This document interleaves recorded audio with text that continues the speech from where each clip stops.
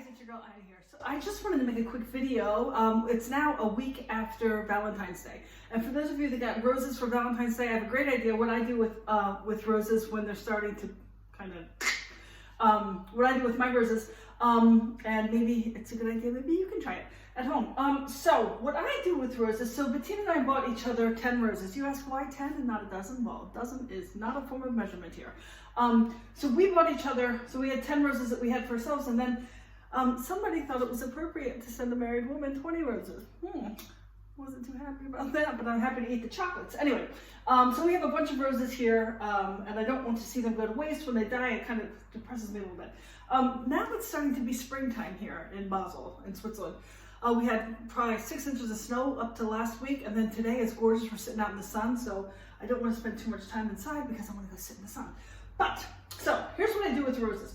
So when they start to kind of, as long as they're in good shape, I leave them. But when I see them starting to hang their heads down like this, I take them out of the pot, out of the vase, and I just pull the petals off. Okay, and I do this before they're completely dried out. I don't let them dry out on the stem there. I pull them off before that. Throw this piece in the trash, and then I spread them out on the countertop. As you see, I've been doing this kind of periodically with the others. Can you still see me? No. With the others as they've kind of started to bow their little heads.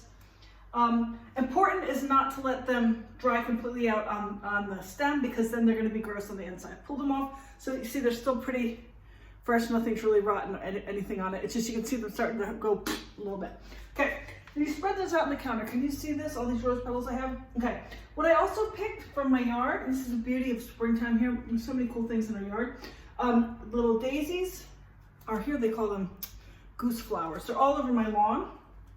They're so cute. But I pull those, the little heads of the daisies off, I dry those out too.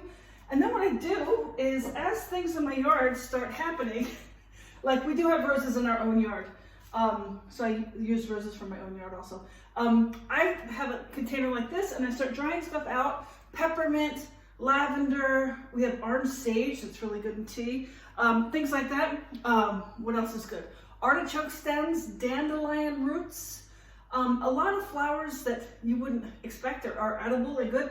I dry them out and I put them in my little tea thing. And then what I do is when I'm in the mood for sun tea, I take my big jug, I have this big glass jug, I fill it, I take a couple handfuls of my tea mix from my yard, which has really a little bit of everything, flowers and herbs and lots of mint. Mint is kind of important. Put a couple handfuls of that in a jug of water, sit it in my backyard and let it brew iced tea with the sun. I usually put some local honey in there to sweeten it, and then I just have that outside. So when company comes over, it's got a little spout on it, get a glass of ice, have some iced tea. And it always tastes different because depending on whatever is kind of I've pulled from my yard to dry out. But this is what I do with roses as they're starting to kick it. I pull off the petals and dry them out. Now you do want to go through them. Ones like this, can you see? They're kind of brown, chuck those away.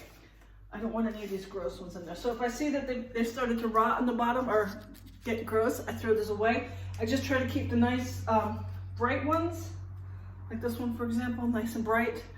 And also with the pink ones and see this one's already dried out.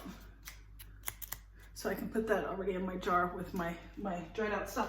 And it's just a cute idea if you have counter space to, again, I don't have kids, so I can leave stuff on the counter and it's still there the next day. If you have counter space to lay some stuff out that you can dry out, put it in your tea mix, and then in the summer or in the springtime, you can fill up a big jug with water, put a couple handfuls of your tea mix in there, and you've got sun tea. So a little something you can do with your roses a week after Valentine's Day. Okay, I hope you try it. Let me know how it turns out. Bye.